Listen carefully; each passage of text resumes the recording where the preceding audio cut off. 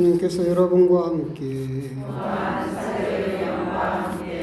요한이 전한 거룩한 복음입니다.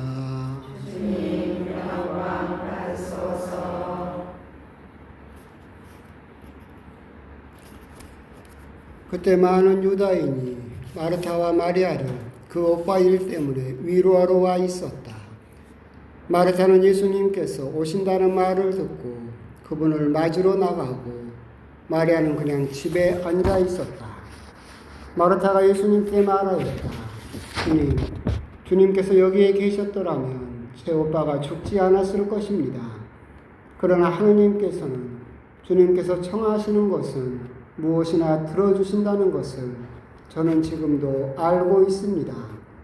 예수님께서 마르타에게 내 오빠는 다시 살아날 것이다 하시니 마르타가 마지막 날 부활 때에 오빠도 다시 살아나리라는 것을 알고 있습니다 하였다.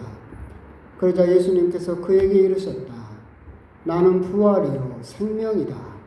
나를 믿는 사람은 죽더라도 살고 또 살아서 나를 믿는 모든 사람은 영원히 죽지 않을 것이다. 너는 이것을 믿느냐? 마르타가 대답하였다. 예, 주님.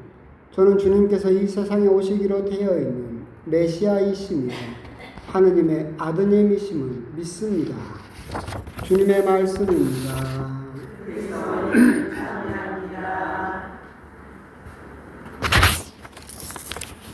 하나님 주님, 오늘은 마르타와 마리아, 라자로 세 분 축일입니다. 원래는 마르타 축일이었는데 교회에서 성경에 등장하는 세 분을 다 같이 기념하자라고 해서 세 분을 기념하는 축일입니다. 베타니아라고 하는 예루살렘에서 한 3km 정도 떨어진 곳에 집이 있었던 걸로 보이고 예수님께서는 이 가족하고도 굉장히 친하셨던 걸로 보입니다. 수시로 그 집에 가서 쉬시기도 하고 피신 가시기도 하고 그랬던 걸로 보이는 굉장히 친한 가족이었고 지난 주일 복음에서도 그 마르타와 마리아 한대하고 마리아가 예수님 발치에 앉아 있었던 거 그게 어떤 질투나 시기의 관계에서 나온 것이 아니라 동생을 걱정하는 언니의 사랑의 관계에서 나왔다라고 강론을 했었는데 그런 관계에 있었던 가족이었고 오늘 복음은 이제 그 가족에게 닥친 이제 불행한 이야기를 하고 있죠. 오빠인 라자로가 갑자기 죽었습니다. 예수님께서 위도가다는 소식을 들었지만 예수님께서는 가시지 않았습니다. 성경에서도 아시면서도 그걸 애써서 무시하셨던 것처럼 보이고 라자로가 완전히 이제 죽고 무덤에 묻히고 이제 장례가 끝날 단계인 4일째 되는 날 예수님께서 이제 그 집을 다시 방문하시죠. 그러면서 여러분도 다 아시는 것처럼 라자로야 나오너라 라고 하면서 수위로 또 둘둘 말고 있는 라자로를 다시 살리셨다라고 하는 것이 복음의 큰 그 내용이었습니다. 재미있는 것은 이제 그런 부분이죠. 이 사람의 이름이 라자로이고 라자로의 원래 뜻은 하느님께서 도와주신다 뭐 그런 뜻인데 이 라자로라는 이름이 복음에 한 번 더 등장하는 것이 루카 복음에 등장하죠. 부자와 라자로 비유에서 등장합니다. 그러면서 이 라자로는 가난했고 부자의 그 문곁에 앉아가지고 부자가 던져주는 빵이라도 주워 먹을까 하고 그렇게 엎드려 있던 병자로 라자로라는 이름이 등장을 하죠. 재미있는 부분은 끝부분입니다. 그 부자가 이제 지옥불에 떨어져서 아브라함 할아버지에게 부탁을 하죠. 아브라함이 라자로를 품에 안고 있었으니까 그 라자로를 보내서 손가락에 물 한 방울 찍어서 제 입 좀 죽이게 해주십시오라고 부탁을 하죠. 안 된다라고 하니까 그러면 아직 죽지 않고 남아있는 내 형제들에게 그 라자로를 보내서 나 같은 데 오지 말게 좀 착하게 좀 살라고 그렇게 말 좀 전해주십시오. 그러자 아브라함이 또 이야기를 하죠. 그들에게는 모세와 애언서가 이미 있으니 그들의 말을 들으면 된다. 그러자 또 그 부자가 이야기를 합니다. 아니 그걸로는 안 됩니다.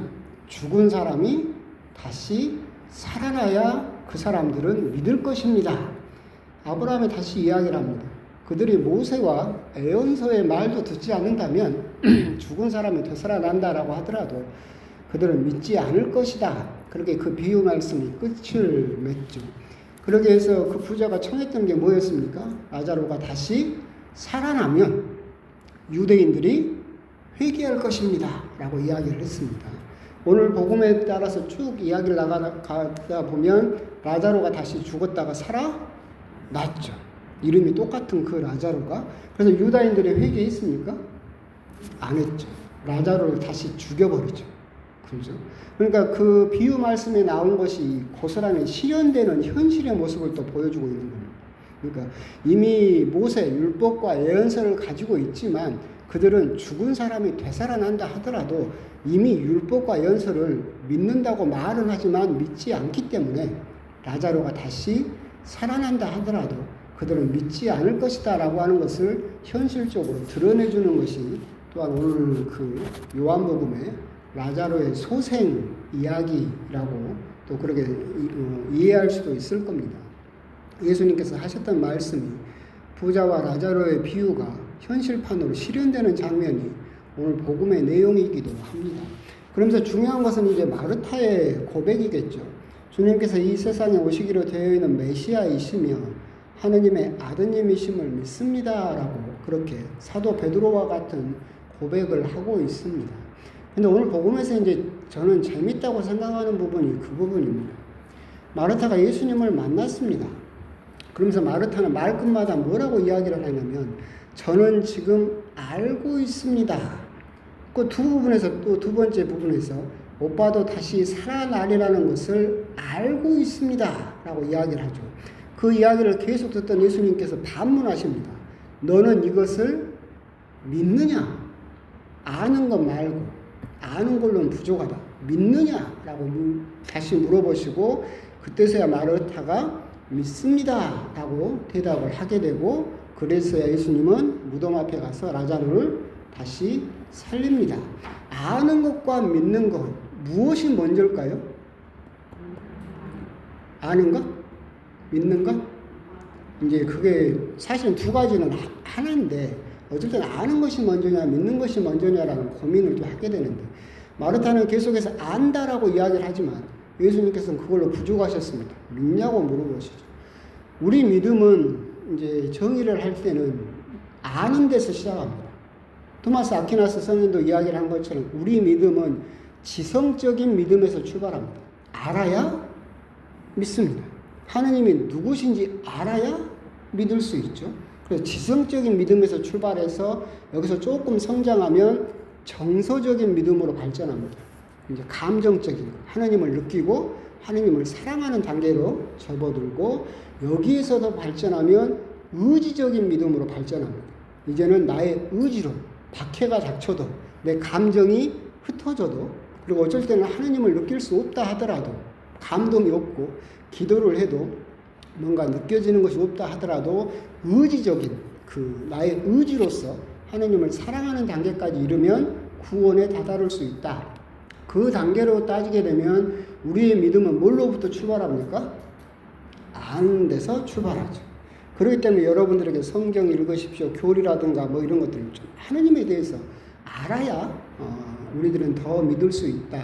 그러니까 옛날에 그 유명한 책에서도 그랬잖아요. 아는 만큼 보인다. 그런 이야기가 있는 것처럼 우리 신앙은 아는 데서 출발한 것이 맞다라고 우리들은 생각을 합니다. 과연 그럴까? 그런 의미로 따지면 수많은 사람들이 이야기를 하죠. 하느님을 알고 나서 믿겠다. 그죠? 하느님을 모르는 내가 어떻게 믿겠냐? 내가 하느님 알고 나서 믿겠다. 하느님을 보여줘봐라. 그럼 내가 믿겠다. 그런 사람들이 세상에 넘쳐나고 있죠. 아는 것이 먼저일까? 믿는 것이 먼저일까? 아는 것이 먼저인 것 같기는 하다. 근데 모든 일이 다 그런가? 그렇지는 않다. 왜 그러느냐라고 한다면, 자, 생각을 해봅시다. 우리 성당은 제일 처음에는, 대천 성당은 그 내비에도 안 나왔습니다. 그죠? 사람들이 성당 어디 있는지도 몰랐어요.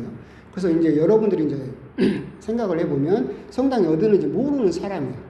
그래서 이제 누구한테 물어봤어요. 대천 성당 어디 있대? 그랬더니 뭐 어디 있고 뭐 매일 식당 뭐 건너편에 있고 설명을 해도 잘 모르겠어. 그래서 약도를 그려줬어. 이렇게 해서 가면 돼. 그럼 여러분 그 약도를 받으면 그 약도를 알고 갑니까? 믿고 갑니까? 믿고 가죠. 믿을 만한 사람이 그려줬으니까 믿고 가죠. 처음에 딱 가가지고 믿고 갔더니 대체나 거기에 성당이 있어요. 그러면 성당이 여기 있다는 것을 알죠. 그럼 그 다음부터는 여러분들은 그 대천 성당을 믿고 갑니까? 알고 갑니까? 알고 가죠. 그럼 이런 경우는 믿음이 먼저입니까? 아는 게 먼저입니까? 믿는 게 먼저죠.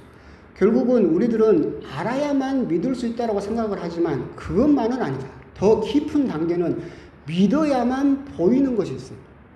믿어야만 알아지는 게 있죠. 하느님을 봐야만 믿겠다 이게 아니에요. 먼저 믿으면 하느님을 알게 되죠. 그렇기 때문에 제가 누누이 말씀드렸던 것처럼 여러분들 신앙인들은 다른 세상 사람들이 못 보는 것을 보는 사람들이죠. 다른 세상 사람들이 듣지 못하는 걸 듣는 사람들이에요. 왜 그게 가능해요? 믿기 때문에.